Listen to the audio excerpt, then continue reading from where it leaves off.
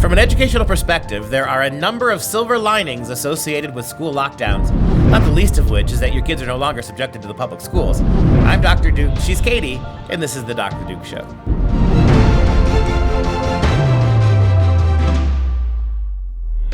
Hello everyone and welcome to the Dr. Duke Show, the only program that keeps you educated on the craziness impacting K-12 classrooms and college campuses around the world. Today we're talking with our international correspondent Alex Newman about the silver lining of public school shutdown and why many academics are afraid students may not return in the fall. But first we turn it over to Katie for our top story, the Healthy Republic. This week on Healthy Republic, I'm not black. And it's not because of my melanin content, it's simply because I'm not voting for Joe Biden. I'll explain how that is apparently possible. You ain't right, Corn Pop. So, if you identify as black, because it's all about identifying, not actual skin tone, which means nothing anyway, except when the left needs it for a narrative. Anywho, you can't actually identify as black unless you vote for Joe Biden. Just roll the clip. It's a long way until November. We got more questions. You got more questions, but I tell you, if you have a problem figuring out whether you're for me or Trump, and you ain't black. Nope. It's a long way until November, and this election has been going on forever already. Here's the real question that needs to be answered. At what point do we just stop and say, Joe Biden has no idea what he's saying, and then move on? I guess I've seen him enough times to know that he has skied hard and fast down the slope of cognition, and he may have hit a few trees along the way. Shout out, sorry, to Sonny Bono, but the beat goes on. More fascinating to me is what comes immediately after Joe makes his racist comment. Here's the rest of the clip. If you have a problem figuring out whether you're for me or Trump, and you ain't black. It don't have nothing to do with Trump. It has to do with the fact I want something for my community. Now get ready for it. Take a look at my record, man. I extended the voting rights 25 years. I have a record that is second to none. The NAACP has endorsed me every time I've run. Come on. Take a look at the record. Yeah, just take a look at the record, man. How very dismissive and defensive in true Joe Biden fashion. This is what he does. Why attack Sanders? Why? You're getting nervous, man. Just calm down. It's okay. Thank you. Support the second. You ever been to a caucus? No, you haven't. You're a lying dog-faced pony soldier. You said you were, but now you got to be honest. I'm going to be honest with you. But the worst of them, until this newest one, they're going to put you all back in chains. honestly. And yet, Americans are supposed to believe that Biden is cool, calm, collected, caring for all people. Clearly not. Once this comment was said, Twitter erupted and people took to their tribes. There were some African Americans who called Biden out, and then there were some who defended him. On the blast side was Diddy, or P. Diddy, or Puff Daddy, or Sean Combs, depending on how old you are. Diddy said, "Aye, bruh. Joe Biden, I already told you the black vote ain't free. And to whom it may concern, it's called black leverage." In other words, mo interviews, mo problems. Robert L. Johnson, the co-founder of Black Entertainment Television, BET, blasted Biden, as did former NFL star Herschel Walker. And then the NAACP, whom Biden actually mentioned his street creds in claiming he's been endorsed by every time he's run for office, fact-checked Biden. In a statement from Derek Johnson, the president and CEO of the NAACP, he said, "We want to clarify that the NAACP is a nonpartisan organization and does not endorse candidates for political office at any level." Sorry, not sorry, Joe. Per usual, a stumbling, bumbling apology from Biden followed. The last thing I want to do, and I shouldn't have been such a wise guy. I shouldn't have been so cavalier in responding to what I thought was, anyway, it was, I don't take it for granted at all. And anyway, this means that the camps became more entrenched. The Democrats came out in swaths to defend their chosen one. Former ESPN host Jameel Hill tweeted out, "The issue wasn't what Joe Biden said, because it was accurate. The issue was that it came from Biden. It also was clearly a joke that didn't land. But I'm wondering where all this outrage was yesterday when y'all president declared his public devotion to a Nazi sympathizer." And then Donna Brazile. I believe that Joe Biden was incorrect in saying the statement, "You ain't black." But I also believe that his apology was sufficient. Oh, yeah, of course.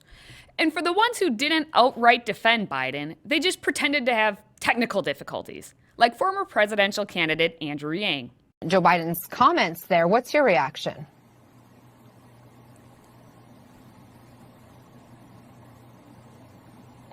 Can you still hear me, Andrew? Yeah, I just don't want to talk. But for some of these lefties, it doesn't matter what Biden did, does, or will do. They will vote for him and worship him forever and ever. Heil Biden. In a column for The Nation, Katha Pollitt wrote in the lead, "I would vote for Joe Biden if he boiled babies and ate them. He wasn't my candidate, but taking back the White House is that important." Hyperbole? Probably not for this Looney Tune. Because for the umpteenth time, it's all about Orange Man very bad. We must defeat President Trump. Actual people be damned. Political strategist James Carville summed up the left's feelings in an interview last week with the Stuttering John podcast. What's going on is he's going to get his ass beat. All right, that's what's going on. He's going to get his fat ass beat. All right, now, the question is by how much? If we want to go do this lethargic kind of stuff and blah, blah, blah, and worry about this, we can get 290, 295 electoral votes and we'll change nothing. If we go and take it to him and talk about what a massive fat failure he is, then we can run away with this thing. That's a political strategist, blah, blah, blah. And not to be left out, Biden, maybe in an effort to distract from his own follies, took to the Twitter in his own couch coach approach to yell about Trump. And it was because Trump was going golfing. Biden bemoaned nearly 100,000 lives have been lost and tens of millions are out of work. Meanwhile, the president spent his day golfing. Followed up the next day with a tweet saying, "The presidency is about a lot more than tweeting from your golf cart. It requires taking on the ultimate responsibility for the biggest decisions in the world. Donald Trump simply wasn't prepared for that. I promise you, I will be." Says Joe as he tweets from his own bunker. Biden really sounds like the football couch coach who says he'll be better than the guy in the actual game, but he hasn't actually thrown a football since his glory days in high school, which weren't even glorious because he was the backup kicker. In this case, Biden doesn't even know what game's being played. Golf, football, whatever. But Biden thinks it is a game, and this entire game of pandering to whatever group he is in front of demonstrates just how dishonest he is. Biden changes his tone, his mannerisms, his understanding of where he is at the drop of a vote. Politics is political, and Biden's senile and dishonest. What a deadly combination for everyone. All skin tones. Until next time, stay healthy, America.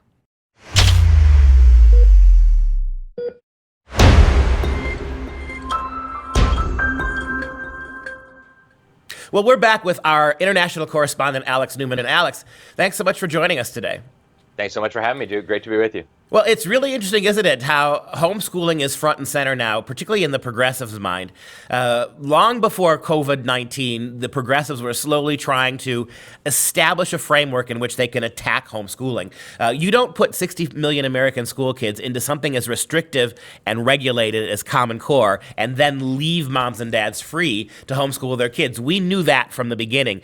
But I think COVID now radically accelerated the anti-homeschool movement precisely because moms and dads have to homeschool. And so John Stossel, the Daily Signal, had a nice segment on what's wrong with homeschooling? Why now are these educrats going after homeschooling? Tell us what you think about explain the argument that Stossel makes, and tell me what you think of the program. Yeah, well, thank you, Duke. And it's actually a very similar argument to what we have been making here on the Dr. Duke Show and also at the Newman Report at FreedomProject. And we even had a cover story in the New American very recently, Coronavirus Opens Eyes to Homeschooling.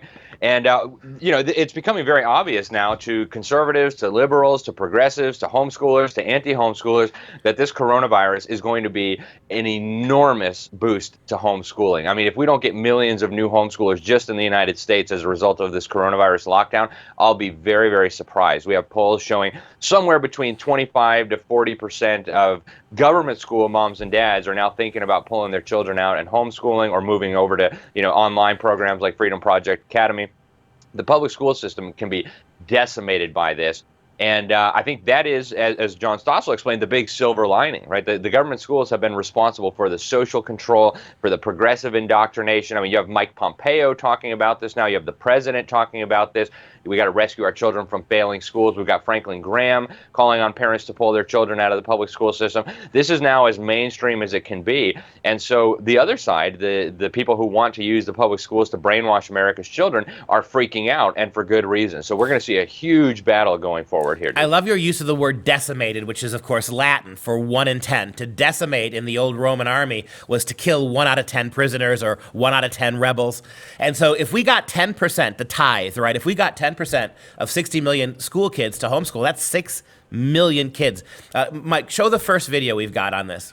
Parents and guardians forced into full-time homeschooling. Listening to the media, you'd think that's a terrible thing that will set back a generation of children. The longer these shutdowns last, the more students will fall behind and the harder it will be to get them back where they need to be. But in fact, the evidence overwhelmingly shows that children who are homeschooled get much better academic and social results than kids in government schools. If the American public schools were really concerned about making your kid the best mathematician he could be, the most literate, well-written, well-spoken person he can be, if the schools were concerned about making your kids college-ready in a serious intellectual way, they would welcome homeschooling, especially if it was helping kids get there, right? So why are they all so angry? It's what you and I have been saying for a decade now. It's because the primary focus of American public schools is not educational literacy. It's not making your kids the best they can be academically. It's about ideology and social programming. The one thing that parents can't, because they won't do when they homeschool, they won't socially indoctrinate kids along progressive atheist material lines. That's what's got them angry. That's exactly right, Duke. They're concerned. The Babylon Bee, I think, did an excellent satire on this. They said that college professors were concerned that all these homeschool kids were coming in and they weren't proficient yet in gender studies. And that's exactly what's going on here, right? They're worried that moms and dads aren't going to be teaching kindergarten children that they can mutilate their genitals and be a new gender. And so what's going to happen on the other side of this is, the story of the child who pointed out the emperor has no clothes. It just takes a few to slip through the cracks and point out, hey, that emperor is naked, and suddenly everybody else looks around and says, oh my goodness, he really is naked, and we can say that. That's what they're freaking out about. That's why we see the Harvard push to ban homeschooling. That's why we see all these progressives coming down, all these fake media outlets demonizing homeschoolers. We just did an article about World Vision joining an anti-homeschooling coalition in Brazil. Very, very troubling. And so this is going to be a big, big battle going forward, Duke, and homeschoolers and homeschool advocates need to prepare.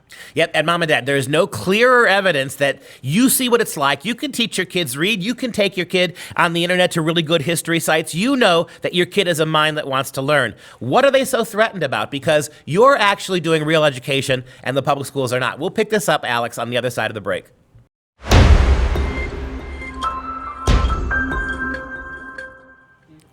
Alex, I can't think of a better example of this, again, from the Stossel program, than this little educational ogre who lives under the bridge of education. Take a look at this guy and try not to sneer openly. The kids aren't learning in the government schools. Listen, that's true. We don't have as effective civic education as we should. So maybe parents will do better. But the problem is there's no effective regulation to even know what's going on. You sound like you think because there's a regulation, that makes something happen. I do, and I think that if you have a situation like homeschooling, where there's no regulation, that's a worse situation. And this is the key. I mean, this little man, he admits openly that they're not learning in the public schools, but his response is, we need regulations over education. To regulate is to clamp down. It is to destroy diversity. To regulate is to give one-size-fits-all cookie-cutter education. It's exactly what Common Core people wanted. And, he reminds me, this guy, of Dr. Fauci, right? It's this idea. Let's just use the metaphor, right? Let's take the analogy of COVID. And so on the one hand, you've got states like Tennessee and Georgia that are opening up for business. People are going about their work. And guess what? No really further problems. But along comes the Faucis of the world, along comes this little education troll and says, no. It doesn't matter how many people die from not being able to work. It doesn't matter how many suicides in a San Francisco hospital now. There are more suicides over lockdowns than there are actually COVID deaths. We need regulation for regulation's sake. Is that not the definition of mindless socialist government? Regulation before everything else. You would almost think that was a parody of an anti-homeschooling advocate because it's just so ludicrous, Duke. And first of all, he's being very dishonest. The idea that there's no regulation on homeschoolers is preposterous. I can tell you as a homeschooler, we have more than enough regulation. Every year we got to submit papers, we got to submit to testing. It's absolute baloney. There's a handful of liberal states, interestingly, where there's not too much homeschool regulation. But in my opinion, there's far too much. And the second point, I think what you said about diversity is crucial here. These progressives will blabber about diversity until they're blue in the face. But when you actually talk to them, they hate diversity. They hate the idea that children might grow up with different ideas and might pursue different interests and might have different educational strategies from parents with different worldviews. They want everybody, every last child in this country and on the planet to fit into their little cookie-cutter, brainwashed progressive mold that they hope to use to empower their future, single-party state, basically, right?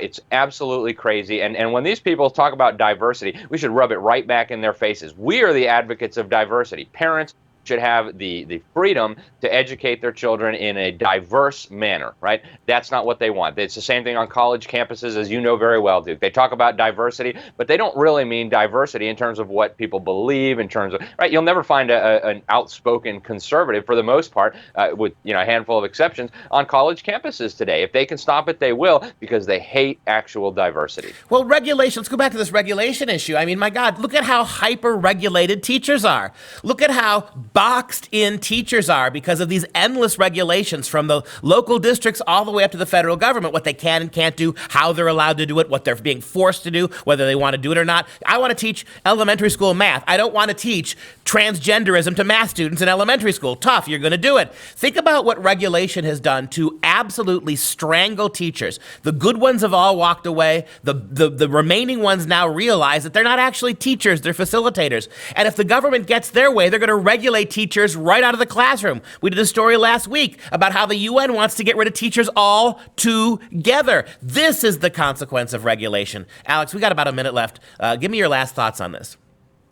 Yeah, Duke, again, I'll emphasize that I think homeschooling advocates, homeschool parents need to be prepared for an enormous battle ahead. They're laying the groundwork now. If you go into your favorite search engine and type in child abuse reports are down, and that's not good, you'll find similar propaganda puff pieces published in almost every state. They're laying the groundwork for a major assault on educational freedom because they know they really stepped in it here with this school lockdown. So we have got to be prepared to defend our rights as parents, as free human beings, to educate our children in the way we see best. It's going to be crucial, and it's going to come fast and furious in the months ahead. And the thing that gets me is they're using children's rights, this invented new little category, right? Children's law. And they actually say, Alex, every child is entitled to a good public school education, which means we can't let parents homeschool. And yet, by their own definition, the little ogre under the bridge said it. They're not getting a good public school education. You've already violated the premise on which you're attacking homeschool. Maybe if you could prove kids were getting an actually effective public school education, maybe then you wouldn't need homeschooling. But they can't see the forest for their own ideological trees. Alex, thank you so much for joining us. We'll be back again next week.